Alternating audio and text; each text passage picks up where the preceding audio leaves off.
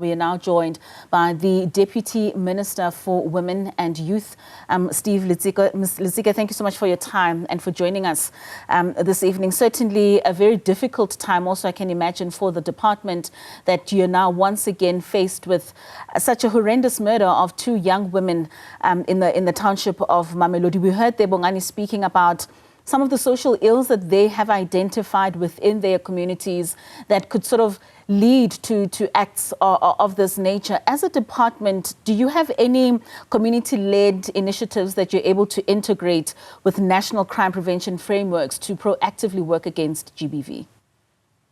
No, thank you so much, Katleho, and good evening to you and to really the viewers of Newzroom. I must raise this issue, and a big concern for us.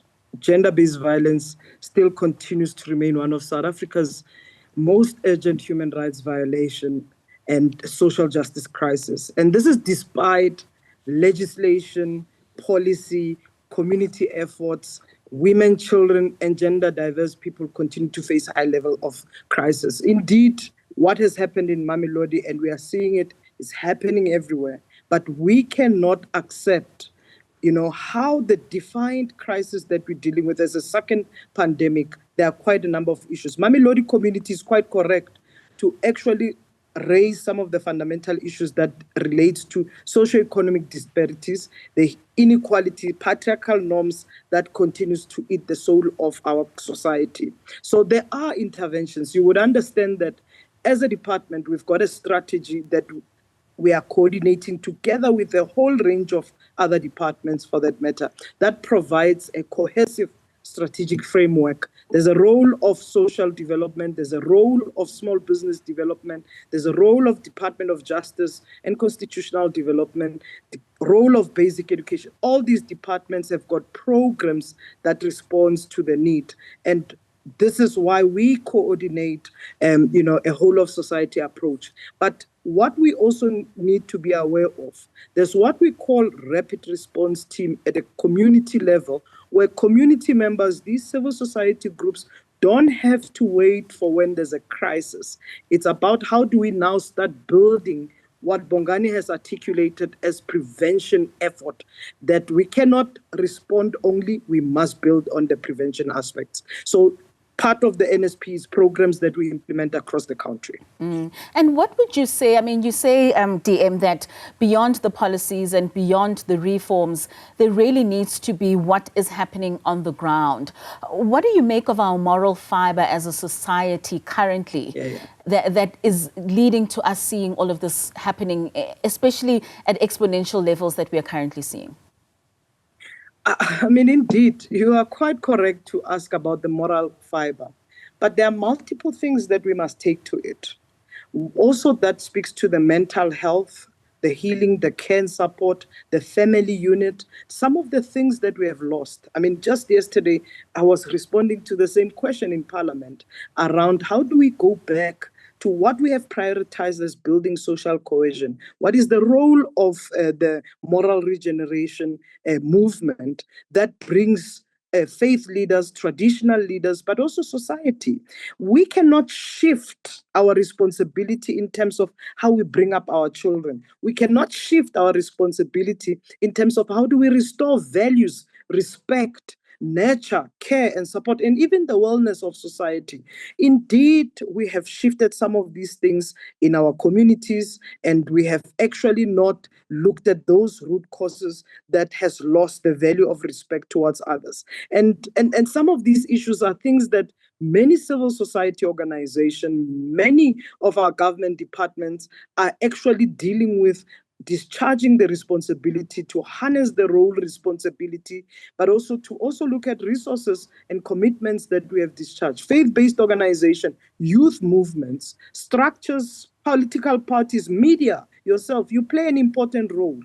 But at the end of the day, the fact that we still have majority of perpetrators which are men, which then deals with what is this root cause? Have we actually taken the extent of dealing with what men are going through? But this is also not an excuse that we're going to then say men are only doing this because they have not dealt with some of the issues, substance use and abuse and so forth. Patriarchy. which takes also in that component of that moral aspect. Until man respects women and also looks at their role beyond just provision, but their role of care and support in society. It's some of these things we must restore.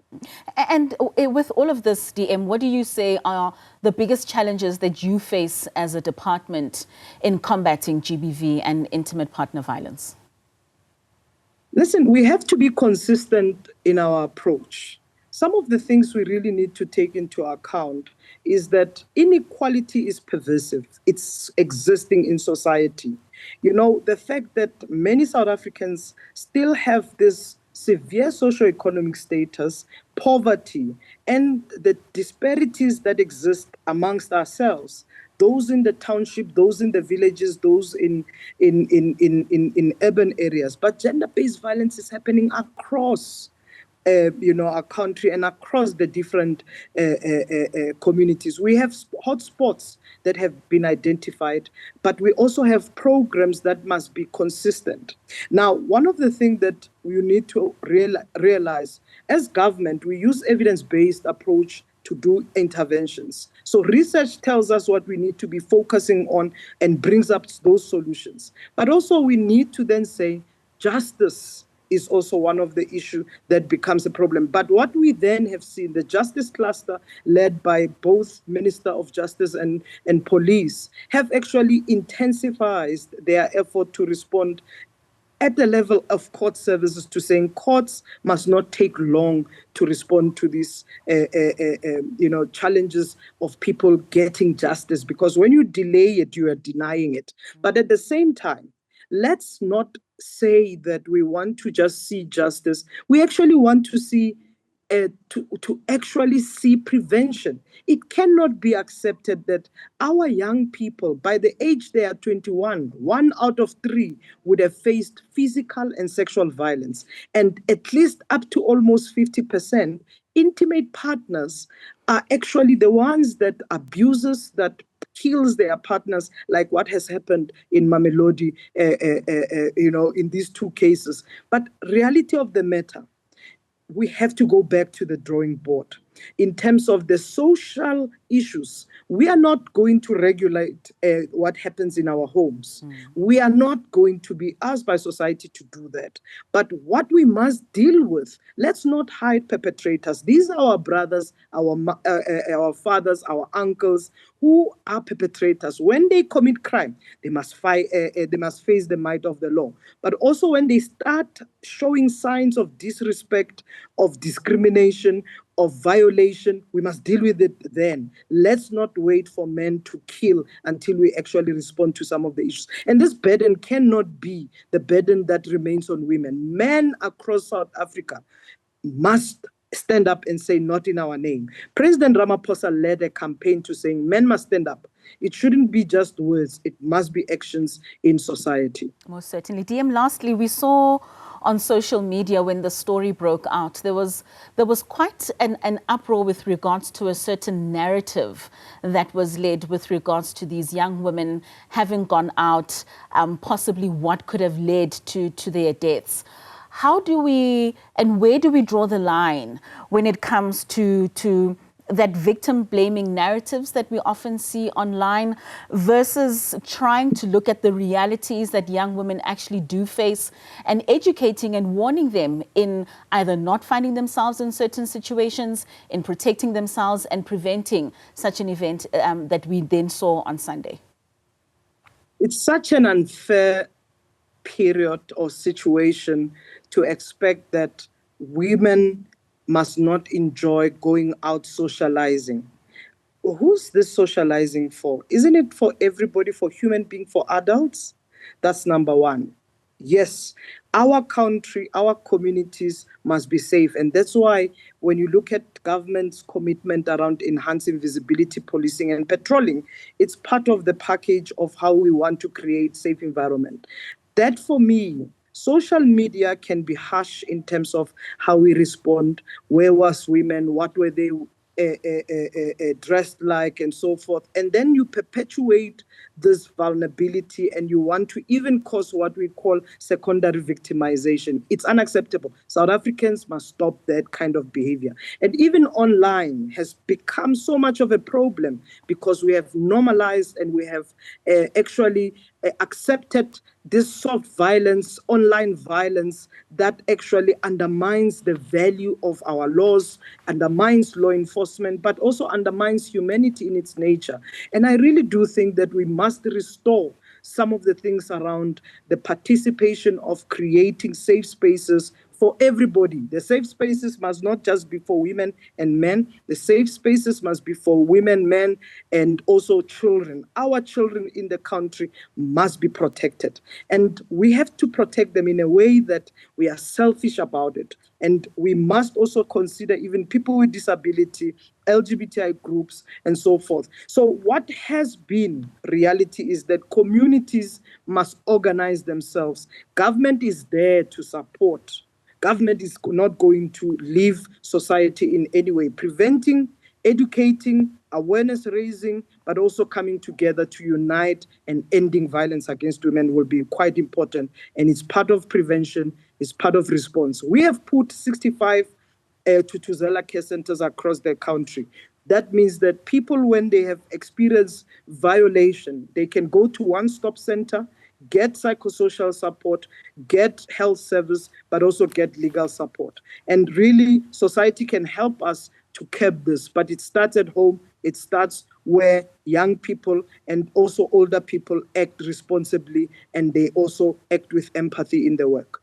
DM, I know I did say it was the last one, but you mentioned the 65 Thuthuzela centers. I just want to know, what are the metrics or the indicators that you use in evaluating the effectiveness of such strategies?